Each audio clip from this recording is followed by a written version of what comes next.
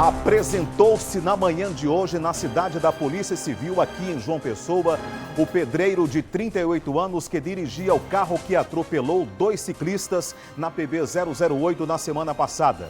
O motorista estava acompanhado do advogado e após cerca de 50 minutos de depoimento ao delegado de acidentes, ele foi liberado. Glaucia Araújo volta agora ao vivo trazendo todas as informações em relação à apresentação do pedreiro. Boa tarde, Glaucia.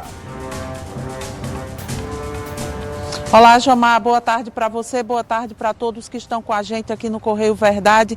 Jomar, antes de falar aí desse depoimento do pedreiro, eu quero mostrar para vocês aqui a bicicleta, porque a bicicleta chegou agora, vai passar por uma perícia e o que chama a atenção, essa aqui era a bicicleta que o Diego estava no dia do acidente. A pancada toda aqui, nessa parte de trás. Depois que bate o carro, ele é jogado em cima do para-brisa do veículo, que também está aqui na cidade da Polícia Civil. Eu peço agora para a Rani mostrar, olha só, o carro está ali com o para-brisa quebrado e a gente vê os 2 veículos envolvidos neste acidente. Eu vou conversar com o Lucas, que ele é o cunhado do Diego e veio trazer a bicicleta.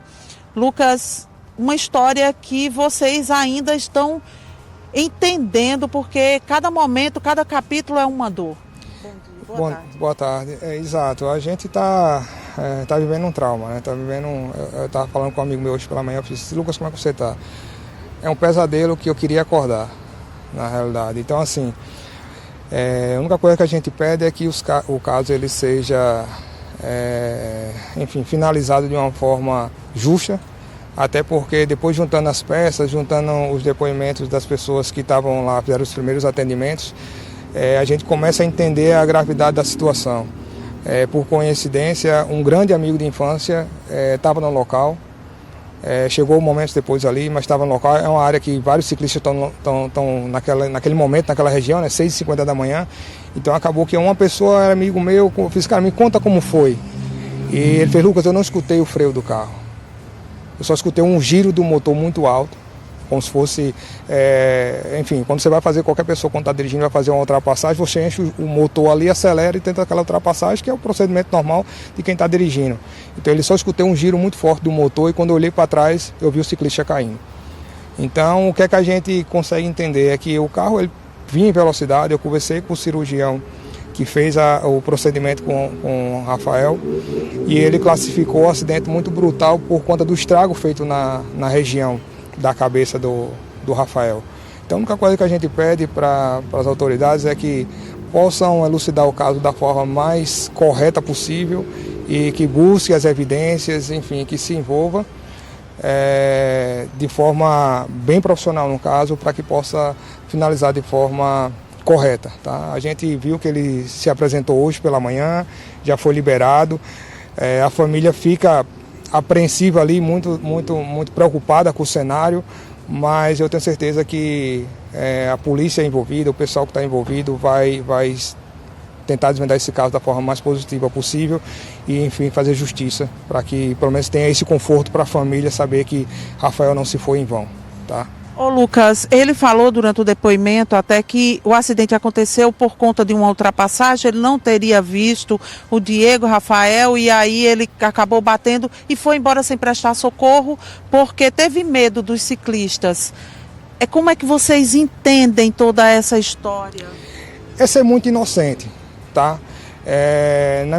Eu não quero julgar ninguém, mas eu entendo que seria muita inocência. Você bateu, ele disse que não viu o ciclista, ele pegou o ciclista em cheio em frente ao farol do carro. Então é um ponto de visão do motorista. Se ele não conseguiu ver o ciclista que está em frente ao farol do carro dele, ele não devia nem estar no volante. Então, se ele classifica que ele não viu o ciclista, ele é uma pessoa que não tem experiência para dirigir, pelo que eu sei ele não tinha habilitação, pelo que eu sei ele disse que tentou ultrapassagem, então ele tentou ultrapassagem numa área que tem, não é exclusiva, mas é preferencial para ciclista. Ele não deveria nem estar naquele local, ele assumiu o risco de invadir a faixa preferencial do ciclista, numa velocidade acima da média ali, e ainda por cima disse que não viu onde ele pegou em cheio a pessoa. Se ele pegasse de lado, uma escoriação, a gente poderia até subentender que ele não tinha visto. Então, na minha situação, eu acredito que ele vinha com pressa, estava atrasado para alguma coisa e, infelizmente, se envolveu num acidente trágico, o qual tirou a vida de Rafael. Então, não adianta agora tentar criar uma história fantasiosa se fazendo de vítima. Ele veio se apresentar hoje na delegacia, ele teve quinta-feira o dia todo para se apresentar em qualquer delegacia do estado. Se ele estava com medo de ser linchado, de qualquer coisa, ele podia ter se apresentado posteriormente em qualquer delegacia. Tá? E ele assim não fez. Então, qualquer pessoa com o mínimo racional possível iria entender que, tipo assim, ele tentou se evadir do local e achou que não ia acontecer o que aconteceu, que Rafael perdeu a vida. Tá? E achou que o caso ia ser simplesmente mais um acidente de trânsito que ia cair no esquecimento. Mas não. Agora a gente vai brigar por justiça. Muito obrigada, tá, Lucas? Nada, não tá. Lucas agora vai deixar a bicicleta aqui na cidade da Polícia Civil, porque vai passar por uma perícia. E aí a gente também mostrou já o carro já foi periciado, então agora esse é o novo procedimento. Essa é a novidade do caso também, depois do depoimento do João Evangelista, que é o pedreiro, é a perícia da bicicleta, porque eles precisam entender a partir de agora tudo o que o João Evangelista explicou para saber se foi exatamente daquela forma. Hoje, quando ele chegou aqui na cidade da Polícia Civil, ele veio já com um capuz e ele evitou falar com a imprensa. Não quis de jeito nenhum dar nenhum detalhe, mas ele contou a história dele ao delegado Getúlio Machado e na saída eu consegui falar com o advogado do João Evangelista. Vamos ver a matéria. O pedreiro João Evangelista da Silva e Delfonso chegou na cidade da Polícia Civil com o advogado. Os dois seguiram direto para a Delegacia de Acidentes de Veículos. Usando um capuz, João Evangelista não quis falar com a imprensa. O depoimento dele demorou cerca de 50 minutos e depois ele foi embora. O pedreiro estava sendo procurado pela polícia desde o dia 9 de janeiro, quando foi identificado sendo o motorista que atropelou e matou o ciclista Diego Rafael Monteiro, de 41 anos, na PB 008. Diego estava passando próximo ao centro de convenções com um grupo de ciclistas, quando foi atingido pelo veículo Celta Prata. Ele morreu horas depois no hospital de trauma. Um outro ciclista que estava no grupo também foi atropelado. Ele foi levado para um hospital particular, onde continua internado. No dia do acidente, um amigo de Diego falou que o pedreiro não parou para prestar socorro. 2 ciclistas vinham na área aqui, que é preferencial e até às 8 horas é exclusiva para ciclista, não é preferencial, é exclusivo. E o motorista, tentando fazer uma ultrapassagem, acabou atropelando os dois sem prestar socorro. As imagens das câmeras de monitoramento da Secretaria de Segurança mostram o Celta em 2 momentos, seguindo no sentido Gramame-Cabo Branco, sem marcas do acidente, às 6h51 da manhã e segundos depois, com o para-brisa quebrado. O carro foi encontrado quase 9 horas depois, dentro de uma garagem no bairro de Gramame e coberto com plástico. Mas o pedreiro não estava na casa e foi considerado foragido. O genro dele, que vinha no veículo na hora do acidente, foi levado para prestar depoimento e disse que João Evangelista não tem habilitação e que os dois estavam indo trabalhar quando o acidente aconteceu. A versão foi confirmada nesta segunda-feira por João Evangelista durante o depoimento. Ele vinha na via permitida, na velocidade permitida, e se deparou com a van na frente e foi realizar a ultrapassagem desse veículo, dessa van. No momento que ele foi realizar a ultrapassagem, ele não visualizou o ciclista, por conta do carro que estava na frente. Então ele só visualizou o ciclista quando ele puxou para a esquerda para realizar a ultrapassagem, que é uma manobra permitida no local, e foi no momento que ele viu o ciclista.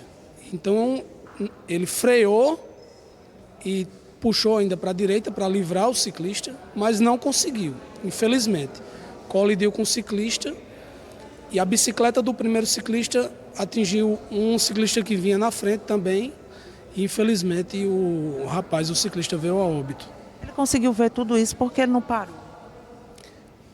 Ele não parou porque no momento da colisão ele entrou em pânico, né? Isso é uma reação que qualquer um de nós pode ter.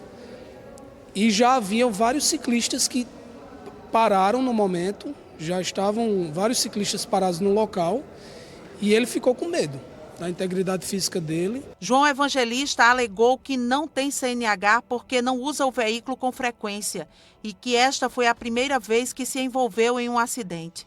O delegado Getúlio Machado, responsável pela investigação, ainda vai ouvir testemunhas do acidente e, depois disso, vai decidir se o crime foi homicídio doloso, quando a pessoa assume o risco de matar, ou culposo, quando não há intenção de matar. Ele não ficou preso porque não existe nada, não houve flagrante, né?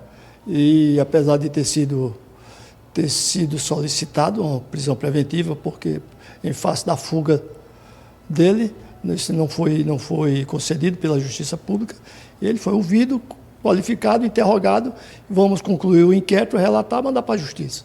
E é a Justiça que decide. O senhor viu a ficha dele, criminal, ele tem algum crime? Não, não tem. É um trabalhador, é pedreiro, é de carteira assinada, trabalha numa construtora ABC, localizada ali no Cabo Branco. E aquilo ali é um trajeto que ele faz no dia a dia, da casa dele para o trabalho, né? Utilizando o carro e outras vezes utilizando bicicleta também. Que ele alegou que aquele carro ele só usa para situações extremas de necessidade, né? E por isso, até porque não tem habilitação para não andar no dia a dia com aquele carro. O que não pode. O que não pode. Aliás, né, se não tem habilitação, não pode andar dia nenhum, né? Nem de vez em quando, ou seja, é zero. Enquanto não tem habilitação, não tem condições, né? Não foi devidamente aí autorizado a conduzir veículo automotor. Está aí o resultado de alguém que não tem habilitação, né? Um cidadão morto, o outro ferido, e agora que a justiça tome conta. É claro, né, que a narrativa dele na delegacia, muito bem aí, né, organizada pelo seu advogado, né, sempre as pessoas querem se safar da responsabilidade, mas a polícia é inteligente, a perícia também é inteligente e a justiça com certeza fecha aí essa tríade de inteligência e vai responsabilizar quem deva ser responsabilizado.